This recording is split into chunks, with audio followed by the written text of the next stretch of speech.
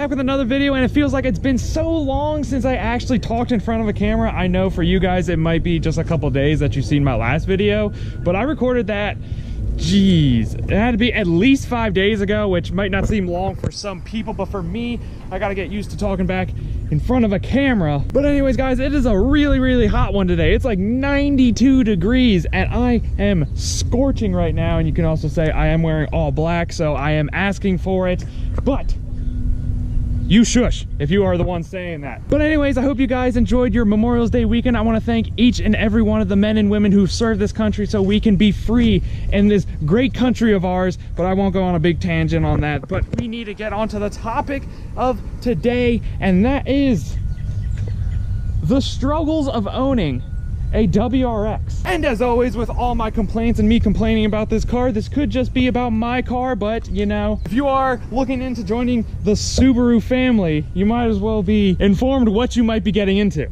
So anyways, before I start this, I want to say when I bought this car, obviously it had some minor things that needed to be done with it. I think the guy said valve cover gaskets. Well, that was going into the shop. He said they did fix it, ended up leaking again. Valve cover gaskets, oil coolant reservoir, and that's pretty much it that I have been told by the owner, or previous owner I should say, when I bought this car. So let's quickly open this hood, and just like that, the hood is open. So magical, so clean, so crisp. But anyway, I ended up changing this coolant, or turbo coolant reservoir, excuse me, and that is where all my problems began. Why did my problems begin with the turbo coolant reservoir? Well, that is because every single hose, and I kid you not, every single hose that had to do with some sort of coolant broke. This broke, and there is a hose, I believe, yeah, right there. This one broke, and I ended up replacing this hose, and my one way down there at the bottom of the radiator, that has a very small leak, which I didn't end up, you know, replacing yet. I don't know what is with Subaru, but their coolant lines are really crap when it comes up to high mileage. I don't know if the guy replaced them before, but I must have put as much antifreeze as it takes to fill an Olympic-sized swimming pool in this car alone. I spilled a bunch, I refilled it. It was just a headache and a half. But everything is perfectly fine, knock on wood, as far as the coolant and all those go. But that leads me on to when I started putting aftermarket stuff on this car. Now, obviously, I needed a tune. Obviously, that would fix all my problems. But as I said in my previous, or 2 videos ago, I had a check engine light go on, and that was the Bank One O2 sensor. So the O2 sensor on the front, I think it's the header, if I could be wrong, but it's somewhere down there. I believe it's on the header, but anyways, the code it through was P0031, which was Bank One Sensor 1.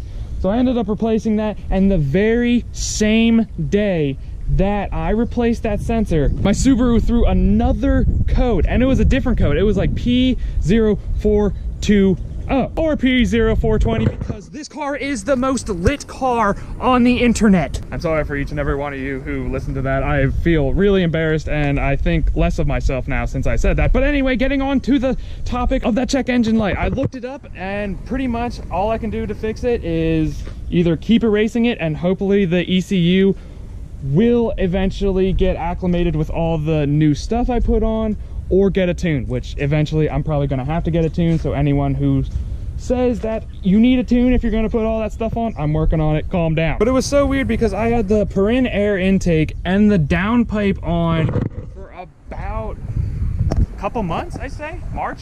I think March I put it on, so what is that? Quick math, do it quick. 3 months, 2 months, 2.5 months, something like that. And it never threw a code. It only threw a code when I changed that 102 sensor, which I was kind of figuring, you know, maybe it's a new sensor, so that's why it's, you know, throwing the code, because, you know, obviously the one I pulled was dirty, dead, and it was just getting used to the new O2 sensor. I since then cleared it, and now we are waiting for the 100-mile mark, so it, you know, the ECU can fully, you know, restart itself. At least that's what a freaking garage say. You have to drive at least 100 miles to see if the light is actually off. Moral of that story is, if you were going to put so many well, not so many, if you were going to put air intake, downpipe, catback exhaust, you might be wanting to look into a tune for your car so you don't have to get that check engine light. And another thing, this brings me on to another part. Another struggle about owning a Subaru is these things make so much noise. Whether it's inside the car, inside the engine bay, there is always some creak, some knock. Well, not some knock. You better get your car checked out if you hear a knocking in that, but there is always some sort of creaking in the car, which you will get used to eventually. I mean, obviously you're going to think something's wrong with it if you hear something out of the ordinary with any of your cars, but I've dealt with this for so long, so like obviously I am pretty well used to hearing all the noises in it. Probably the biggest thing that is the struggle of owning a Subaru is, of course, everyone wants to try you, everyone wants to race, which in my opinion, it is totally illegal and should never do on public roads. No, but seriously, of the amount of times I got challenged in this car, or like someone wants to have fun or fool around, I might need to cut that out because that sounds weird, but like, you know, obviously car people want to go fast and, you know, have fun and, you know, be the dominant person in owning with whatever car you are driving, but then you have some of those people who take it way too seriously and then start making fun of you when they whoop you in this. Yeah, I guess that's what I get for owning a WRX. I mean, I kind of did ask for it, but you know, if you are looking for attention, the attention that you get when owning a semi-fast car, you will be having a lot of people challenge you. And one specifically, I remember this one guy is a turbo diesel. This turbo diesel thought he could hang. Well, he didn't think he could hang. He whooped the crap out of this car. And, you know, I'm not afraid to admit it. I lost. We took an L. We took an L that day, boys. But other than that, I mean, I don't see any other downside to owning a Subaru. If you don't mind getting the attention of other car enthusiasts trying to, you know, match you, race you, think they're better than you, or if you don't mind the Subaru throwing codes whenever you put aftermarket stuff on and you just need to get a tune, if you don't mind that. Honestly, I would so recommend getting one of these cars. Obviously, you know, everyone has their preference. I'm not going to sway you to buy a WRX. I love cars. I'm not one to judge for a person, whatever car preference they have. Obviously, we are all car enthusiasts in the end.